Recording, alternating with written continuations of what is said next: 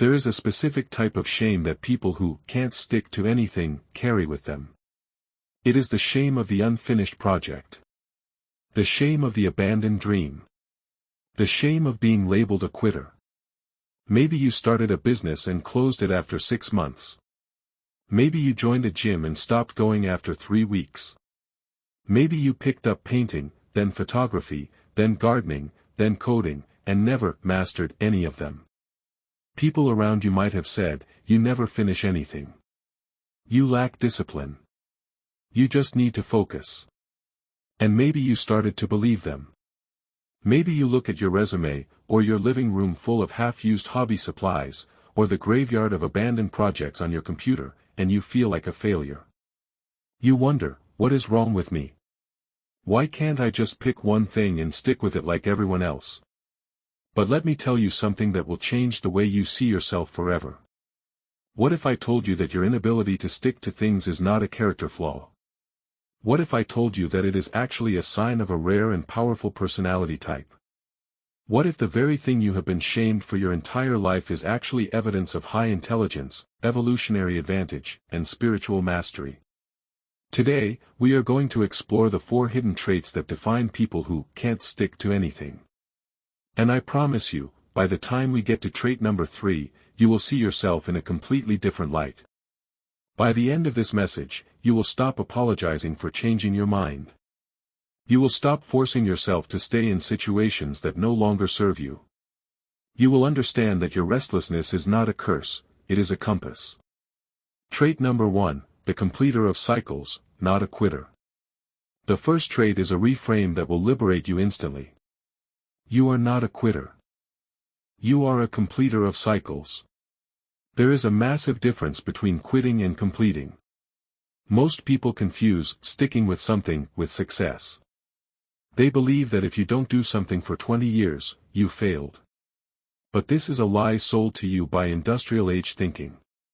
The factory needs workers who will do the same task for 40 years without question. Society rewards compliance, not curiosity. But you are wired differently. You engage with a project, a hobby, or a path with full intensity. You dive deep. You learn everything you can. You extract the lesson, the skill, or the experience.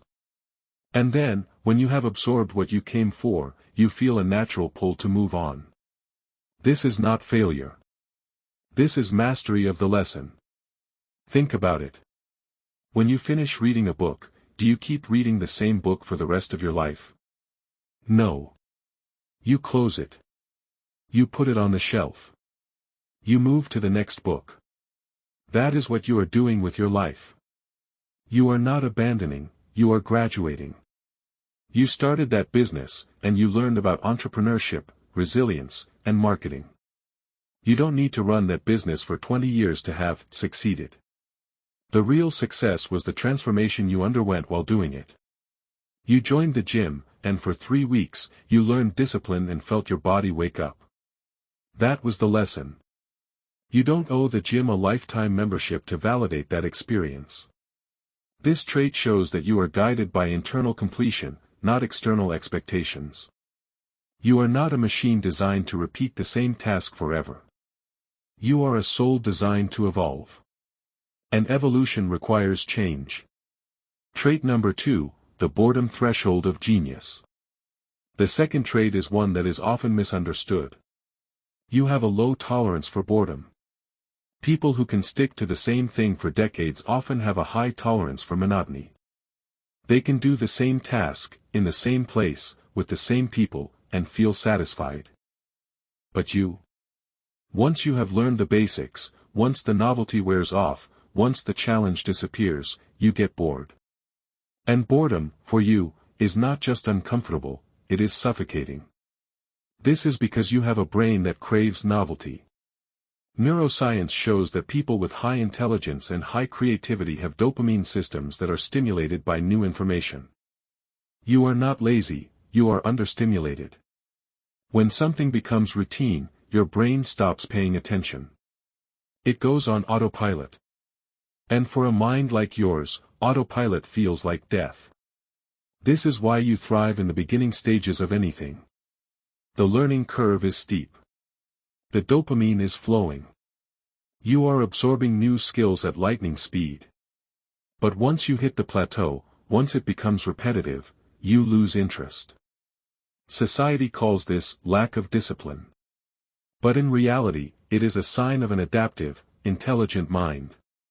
In evolutionary terms, the people who got bored easily were the ones who explored new territories, invented new tools, and discovered new resources.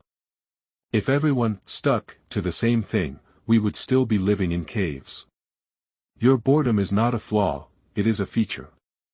It is your soul's way of saying, you have learned what you needed here. It is time to move. The key is not to force yourself to stay bored. The key is to give yourself permission to follow the aliveness.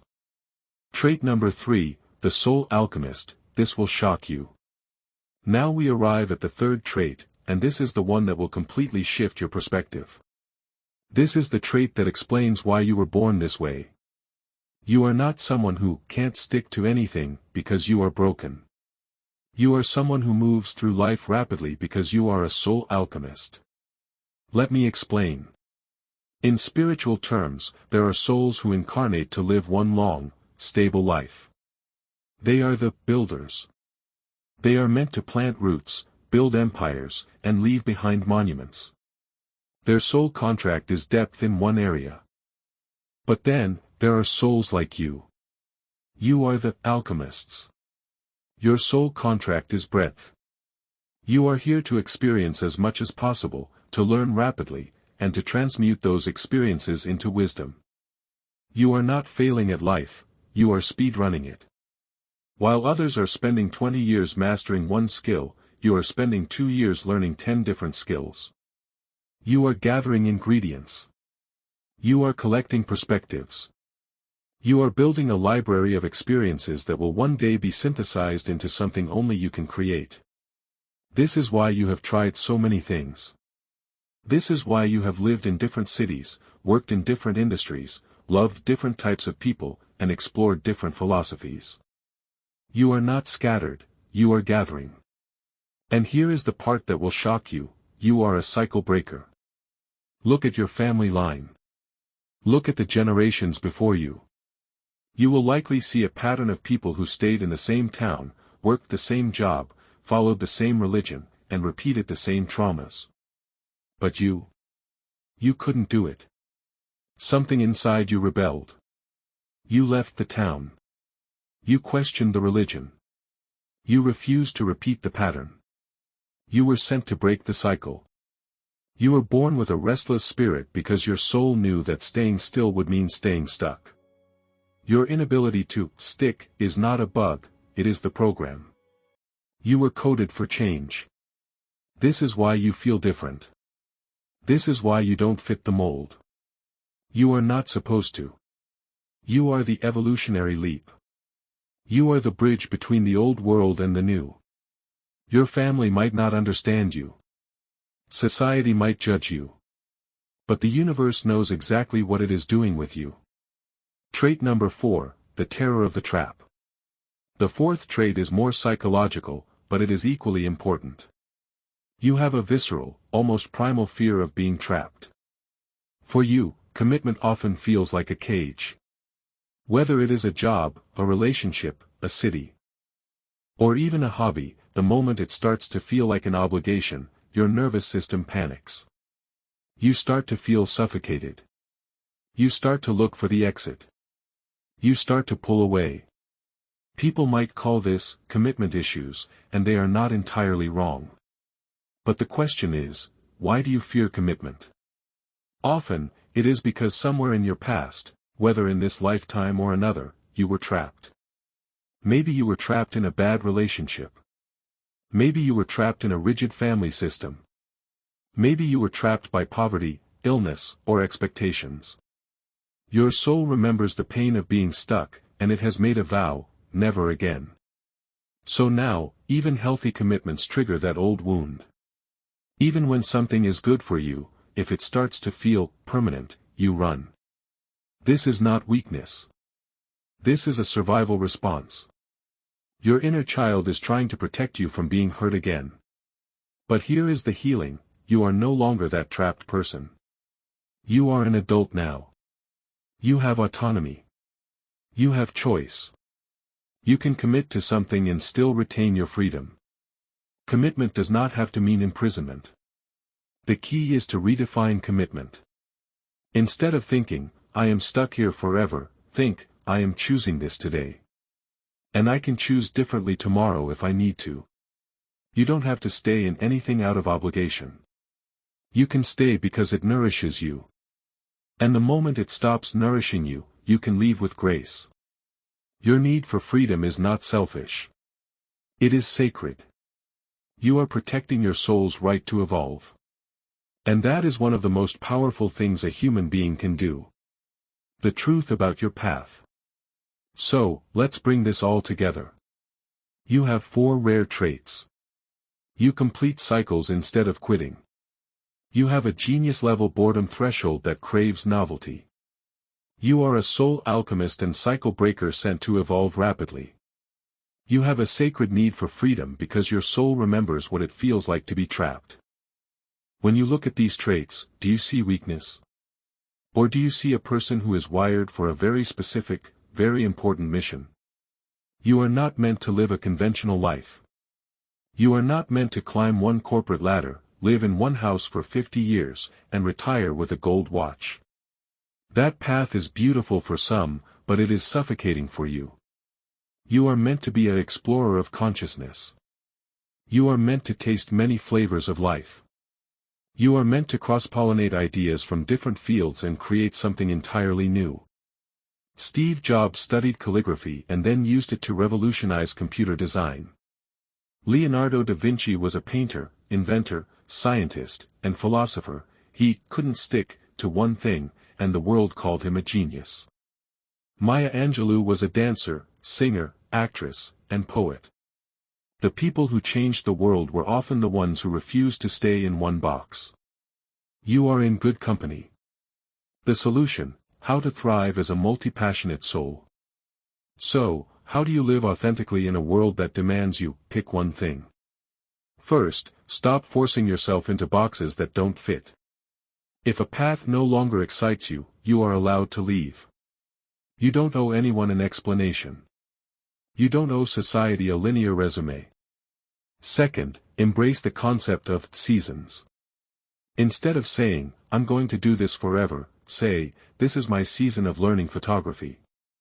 When that season is complete, I will honor the next season." Life is not one long summer.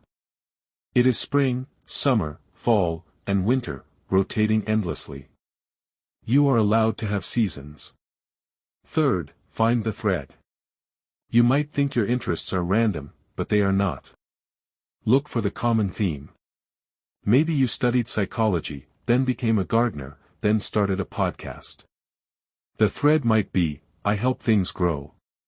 Once you see the thread, you can weave all your experiences into a coherent story. And finally, forgive yourself. Forgive yourself for the failed businesses. Forgive yourself for the half-read books. Forgive yourself for the relationships that didn't last. You were doing exactly what your soul needed you to do. You were learning. You were evolving. You were becoming. The final ritual. If this message resonated with your spirit today, if you felt a sense of relief knowing that you are not broken but brilliantly designed, then I invite you to make a powerful declaration. I want you to signal to the universe that you accept your path. I want you to stop fighting your nature and start celebrating it. Close your eyes for just a second. Place your hand over your heart. Feel the restless, beautiful energy that lives inside you. And silently say, "I honor my journey. I trust my rhythm. I am exactly where I need to be." And to seal this intention, go to the comments below and write these simple words. I am a soul in motion. Let those words be your permission slip. Let them be the moment you stop apologizing for changing and start celebrating your evolution. You are not a quitter. You are a pioneer. You are not flaky. You are free. You are not failing. You are flying. Thank you for sharing your energy with me today. Keep moving. Keep evolving. Keep trusting the pull of your soul. The world needs people who are brave enough to change. Until next time, honor your seasons.